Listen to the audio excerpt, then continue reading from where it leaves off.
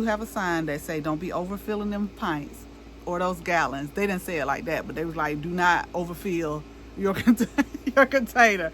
And sometimes I can just picture and imagine in my head what is going on sometimes when people are at the U-Pick. Like, I can only imagine.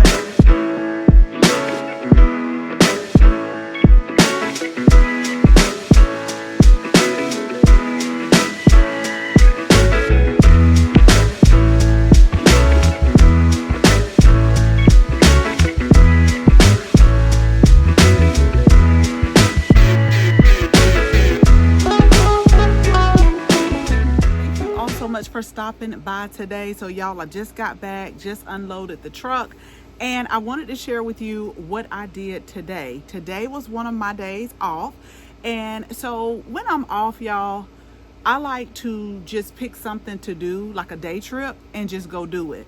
Now it's 85 degrees. I knew it was going to get hot, so I was like, whatever you're going to do, you need to do it early in the morning.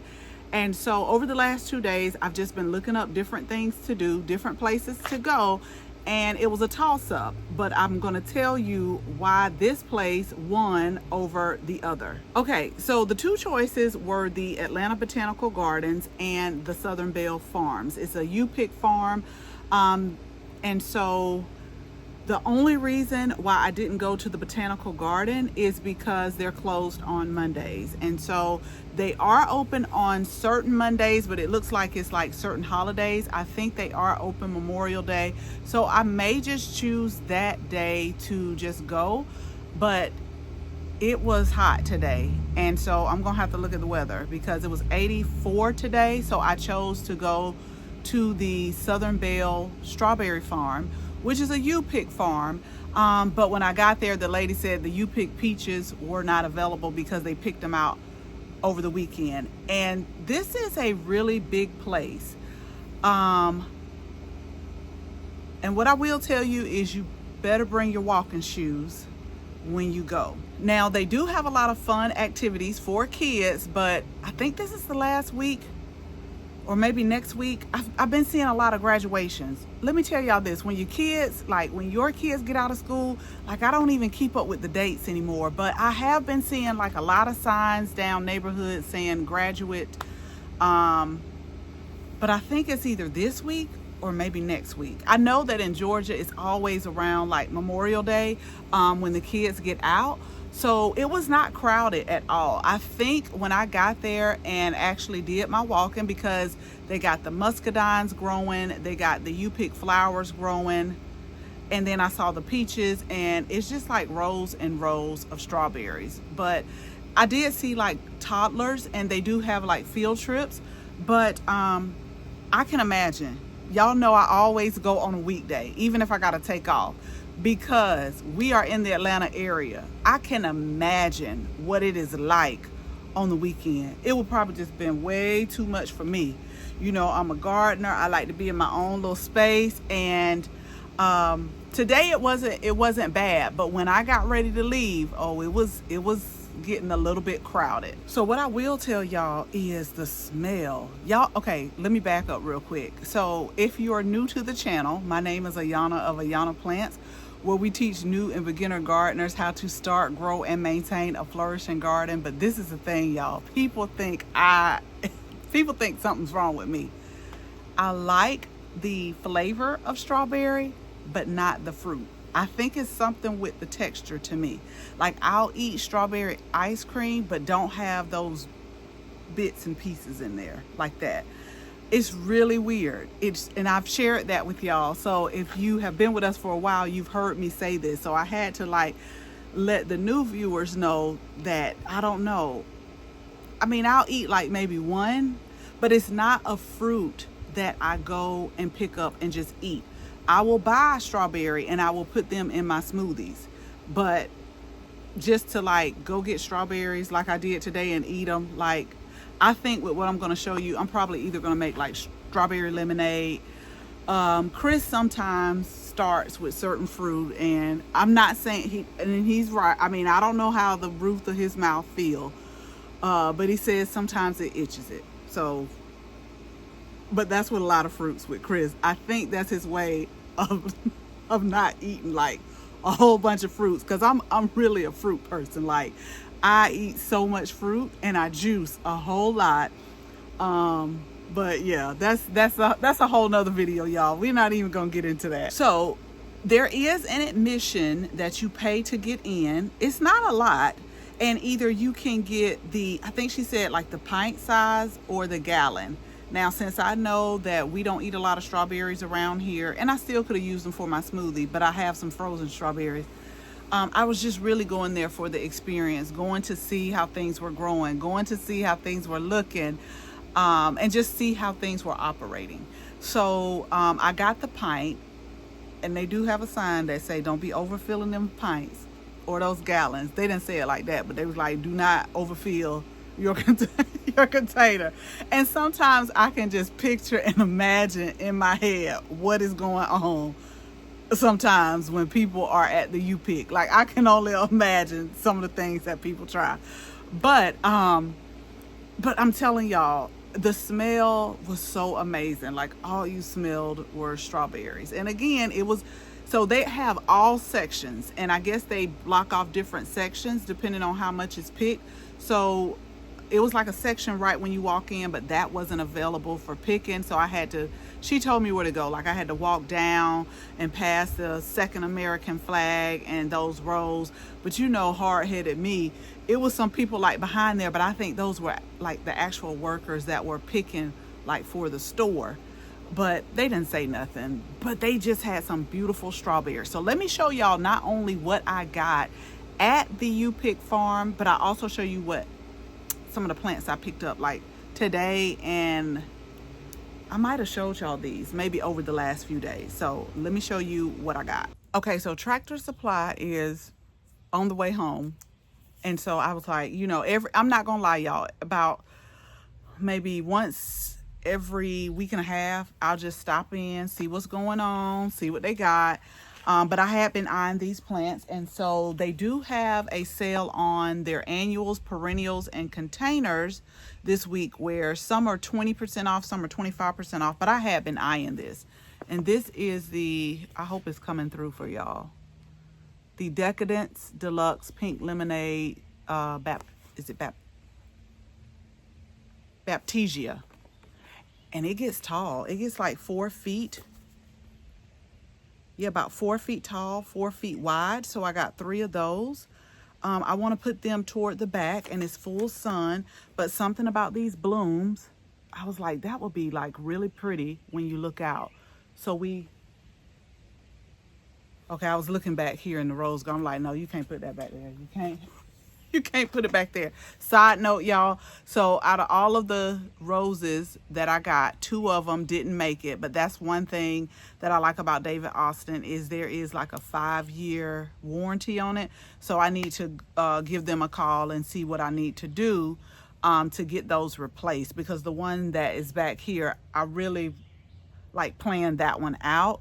And I don't want the other roses to get too far ahead before they replace it and then have to put the other one there. So we got 3 of those. Now, I don't know if I showed you this, so if I did, then fast forward.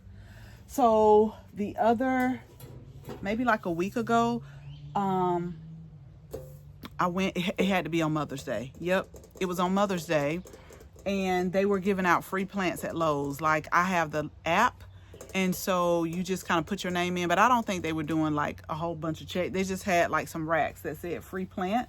And so you got a vinca. Now, I did go to 2 different Lowe's. One of them started to have the blooms, so you can see what color blooms, but I don't know what color bloom this is, which is why I hadn't put it out yet. Because I do have some white with like a little pink center in there that's growing.